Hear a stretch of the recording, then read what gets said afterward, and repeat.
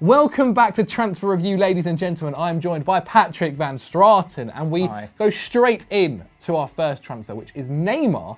Pato, give us a little bit of the goss around the Brazilian. Yeah, well, apparently Neymar is the big news in France. Who knew? L'Équipe say that the Brazilian is singing Le Chant du Départ. Apparently he is on his way out of PSG if he can manage it. He's grown tired of their lack of success in Europe, and the club have apparently got tired too of his tantrum throwing and his injury issues. He's been unhappy in Paris for months, obviously punched a fan, which seemed like he was a little bit frustrated, fallen out with his teammates, left the PSG camp early in May against the advice of coach Thomas Tuchel. So it seems like he doesn't care about burning bridges at this point. However, when he's got on the field, he has, of course, been outrageous. That first season in Ligue 1, 20 appearances, 19 goals, 13 assists. Second season, 16 appearances. It's like barely anything. His injury record recently has been atrocious. That's true, especially in the Champions League where he's missed knockout games. But I mean, still, in 16 appearances, 15 goals, 7 assists. I mean, it's pretty good. Anyway, since leaving the camp now, though, only played 13 Champions League games. And given that they brought him in order to try and win the Champions League, and yet they haven't gone beyond the round of 16 in that time, it does feel like that's been a bit of a failure. Now, previously, obviously, selling him was impossible. He was meant to be a big statement signing and kind of show the world that they were here to stay. But now, if they get the right deal, apparently they might be willing to let him go. PSG chairman Nasser Al-Khelaifi says players will have to assume their responsibilities even more than before. If they do not agree, the doors are open. Ciao. I do not want to have any celebrity behaviour anymore. And the return of sporting director Leonardo, who previously held the position back in 2016, has apparently triggered a change in culture. And they're going to try and shake things up this summer in a bid to really find some success on the continent, I guess. Yeah, well, there's a couple of places he can go, but literally a couple. There's only probably about 3 teams in the world who can afford him. The last rumours in the last summer, were linking him to Real Madrid as a potential Cristiano Ronaldo replacement, but it looks like they've turned their interest elsewhere to his younger teammate in Kylian Mbappe, which also makes a lot more sense, especially when you're spending that amount of money.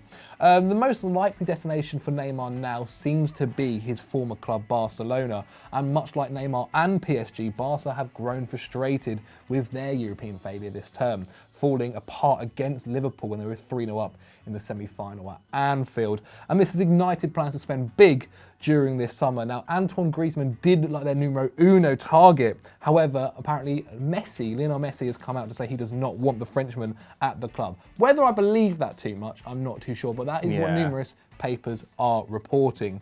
Now, it would also be a lot easier to welcome back Neymar, especially with Suarez and Messi there, the old MSN trio, and could possibly fit in another striker over the time. Now, his super agent Panay Zahavi, who's been close to Neymar's family since his Santos days and who engineered a switch to PSG in 2017, has already started preparing Neymar's move to Spain. Now, according to L'Équipe, PSG would be willing to sell for around £200 million, which is a little bit cheaper, or about the same, isn't it? About 200 million euros. Yeah, it's about what they paid, I think. Yeah, which makes sense, but also I think is probably a little bit too much, if I'm being honest. For a man that is now injury prone, in my own opinion, 3 long-term injuries in 2 years. I guess they have to kind of have the theory that maybe he hasn't been as injured as he's been pretending to be. But also there's a mental rumour out of Brazil, right? Yeah, well, apparently, a Brazilian outlet say that the deal to Barcelona could actually 100 million euros, Rakitic in Dembele, he'll be coming on to him later on, Dembele I mean,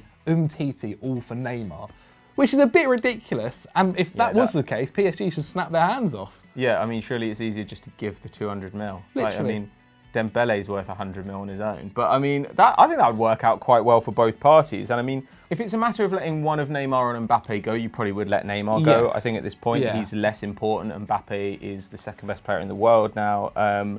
He's going to pretty much guarantee that they win the league. And if they build a more coherent squad around him, plus having, their best coach since Ancelotti, that should be enough to see them push on a little bit. Like, I don't think that they necessarily need... Like, to me, a bigger deal than letting Neymar leave this summer would be the fact that, like, Rabiot and Lo Celso are on their way out. Or Lo Celso's already gone. Apparently Rabiot is doing a full 360 and going back a 180, I should say. That just implies to me that, like, nobody's come in for him. But Mbappe seems to be flirting with a move as well. He obviously said that maybe he was thinking about a new challenge, new responsibilities. He supposedly had a really good relationship with the former sporting director Antonio Enrique, who's now left, and supposedly as well some issues with Thomas Tuchel. So we don't really know what's happening there. Actually, if they lost both of them.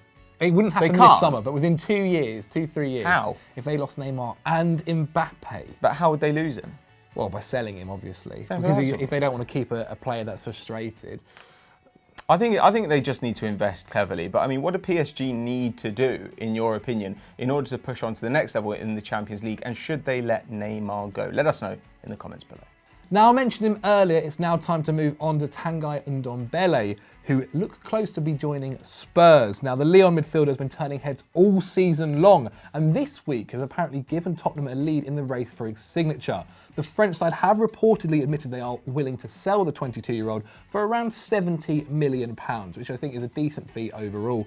Now, Juventus and Man United have also shown interest in the signing of the central midfielder, but Ndombele's most recent comments suggest that North London is his preferred destination. In an interview with Telefoot, Ndombele responded to interest with Tottenham, saying, "Yes, it's true that Tottenham is a great team. It's a big club. They finished 4th in their league. They were finalists in the Champions League. Which player would not be interested?" Now, we could definitely consider that as a come-and-get-me plea targeted at Maurizio Pochettino, who has limited options in Spurs' midfield. But, Pato, how has he been this season in Ndombele? Well, I mean, he's been sensational. Yeah, again, taking another step up, I think. Clearly one of the most dominant central midfielders in Liga, and obviously very good as well in the Champions League group stage, where he was exceptional in both legs against Manchester City. And after kind of struggling to replace Moussa Dembele, having to make do with this weird midfield, playing a lot of the season pretty much going from defence straight to attack and kind of ignoring the centre of the park, it would make sense, I think, to spend a big amount of money for him. Obviously, they've shelled out $1 billion on the new stadium, but if key players like Danny Rose and Christian Eriksen leave, then you imagine that they could find enough bargains that they could free up cash to go for somebody like Ndombele. Supposedly, Poch wants 4 players this window. Ndombele is one of them. They haven't bought anyone since January 2018, which is the signing of Lucas Moura. And the other targets right now that we're hearing, Ajax's Donny van de Beek, Roma's Nicolo Zaniolo, and Fulham's Ryan Sessegnon. So it looks like that central zone is somewhere that they really, really want to strengthen, because the attack looks good. The defence does need some work, but overall, the midfield, if you think anything cost them this season, it's probably how thin they were in the centre of the park. Now, there's a few options he could have in Spurs' side. Now, if he did join, he could slot into a midfield three with Harry Winks and Moussa Sissoko. However, this would mean no one in midfield would be supporting Harry Kane in attack. That being said, he can attack. Yeah. So he can be. He's shown that he can do quite a lot of things. Yeah, there's just no one, say, quite like Christian Eriksen, who is a full-out attacking. But you've got Dele Alli, so I mean, like, you could play Dele Alli like on the wing, but not really. You know, like. Though I guess then you're kind of playing a diamond, and then I don't know if one of your if you've got really athletic fullbacks and one of your front two is Son, then playing a diamond isn't that big a problem, I think. The other option could be playing him in a deep-lying playmaker role next to either Harry Winks or Eric Dyer, depending on what kind of roles you want to give them. Yeah. I think you mentioned previously that Eric Dyer would be better sort of as the defender or the defensive part of that too, and then he can kind of focus on his attacking and his ball progression, because his dribbles attempted per 90 are 4.3, and he's making one key pass per game. So he can definitely kind of help with that attack, and if not be the best part of that duo. Probably better than Harry Winks is right now. I mean, I would say definitely better than Harry Winks is right now. Like, but that's what he's good at, right? Just running with the ball, bursting through midfield, but he also works hard defensively. If you paired him with a defensive midfielder, like he has Toussaint behind him at Lyon, and they do still have Wanyama, who's kind of slowing down a lot. They do have Dyer, though, and I know that everyone doesn't think Dyer is great, but I think that's because they want him to be something he isn't. Yeah, I think people need to remember with Dyer as well, he's a centre-back that has been moved into a CDM position. Sure. Like this kind of, he's always going to have a very kind of defensive output on the game. But what do you guys think? Where should Ndombele play? What formation should Spurs play? Who should he play next to? Let us know in the comments below. Next up, we have Timo Werner, who's once again linked to Liverpool after RB Sporting Director Ralf Rangnick said that given the forward's current situation, it will be difficult for him to stay at Leipzig this summer. Now, he's stalled on signing a new deal. His contract runs out in 2020. And they either need to sell him now, really, or renew him. And it doesn't look like the renewal is going to happen. Now, I think we all kind of figured he was going to end up at Bayern Munich, but maybe they're just thinking, oh, Lewandowski's still good. We can give it another year. And Rangnick, who was manager this year at RB, but now has returned to his role as kind of like the guy who finds players and integrates them into RB's setup, said Werner is of the opinion that he doesn't want to extend his contract. Now, for Leipzig, the 23-year-old has scored 61 goals in 114 appearances, registering 16 and 9 assists in the Bundesliga last season, as they finished third behind Dortmund and Bayern. As we said, Bayern have registered an interest, Liverpool have been interested, and they paid, what, 8 mil? Or maybe it was 12 mil for him off Stuttgart in 2016 after they were relegated. They're going to turn a healthy profit, but probably not as much as they could have. Yeah, they're very much in the Eden Hazard situation, except they're not going to make £100 million off him. Rangnick has stated that no club as of yet has come in for the striker, but Liverpool are the front runners for him. Jurgen Klopp could do with another striker, considering that Daniel Sturridge has been released and Dominic Solanke has been sold to Bournemouth back in January. Now, it's unlikely Liverpool will go another season without suffering a long-term injury. They've had 2 now on the bounce. So they need a replacement for Firmino, and Origi, although he is okay, he's not the star striker they'll need up front, although he can do a decent job on the left wing. Now, it is bad news for Ryan Brewster. The teenager Klopp said he wanted to progress into the side, but Werner offers the Finnish article that Brewster is not yet, and give him a couple of years and maybe a loan move, he could possibly be that player.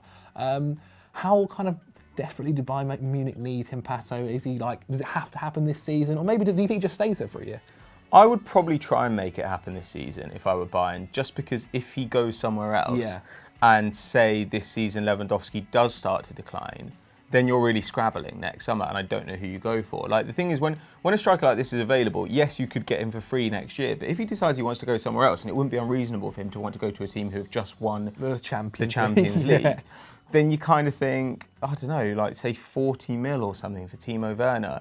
It's going to be a pittance in real terms. Like, maybe you don't need to spend money next summer if you do that now. And Jovic and Werner were the guys linked to Bayern, and Jovic is obviously gone. If Werner goes, then I really don't know who's next up on the list. Now, Lewandowski was amazing this season. Like, he scored 22 goals, got 7 assists. Expected goals said he should have had 33 goals and 10 assists, which would have been obscene. Jesus Christ. So you could argue that maybe, his finishing has taken a bit of a dip. Maybe that's an issue. But I would actually say that the fact he's still getting these chances shows that he's still physically all there. And I would expect him to get another 1 or 2 years of top production. So get Werner in, rotate them a little bit. Werner can dominate the league. Lewandowski can be saved for the Champions League. And I think overall, both of them will be reasonably happy until Lewandowski's kind of ready to move on. Because don't you think that's the issue they have at Liverpool, right? If they do bring in Werner, is they obviously have a system that works with Firmino up front.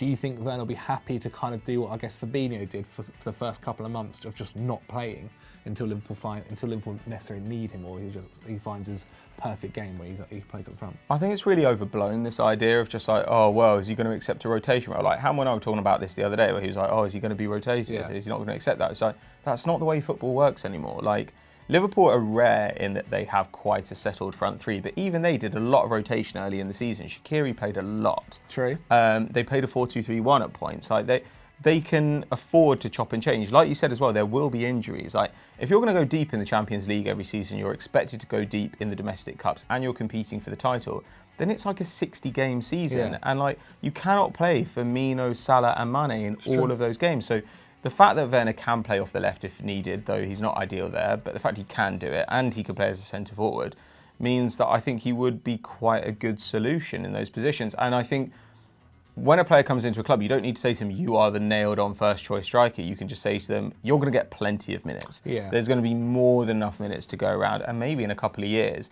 If in a year, if somebody came in with a huge offer for Firmino, I'd probably take it, because he's the oldest of that front three, and you can't just not sell guys forever. Like, what Liverpool have been great at up until now is buying players at the right time. What they're going to need to show they can be good at if they want to sustain this success is selling them at the right time. And some of that is occasionally selling a player where people are like, why are you letting him go? He's still amazing. But then the next season, they kind of realise what you're up to.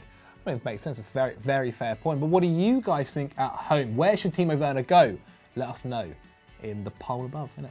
Now we move on to our presenter picks. That's where you guys comment below some players and some potential moves, and we pick some to discuss for a couple of minutes in the show. Patrick van Straten, who are you kicking us off with? I've been getting loads of questions about Italian football recently, which is never great because I don't know much about it. But I was asked a bit about AC Milan, and currently they're being linked with Andre Kramaric out of Hoffenheim. Now, the only thing that makes me a bit unsure about this move is his age. He turns 28 tomorrow. But I actually think he's a fantastic player, and he's had a couple of really good seasons at Hoffenheim. He's been there for 3 years now.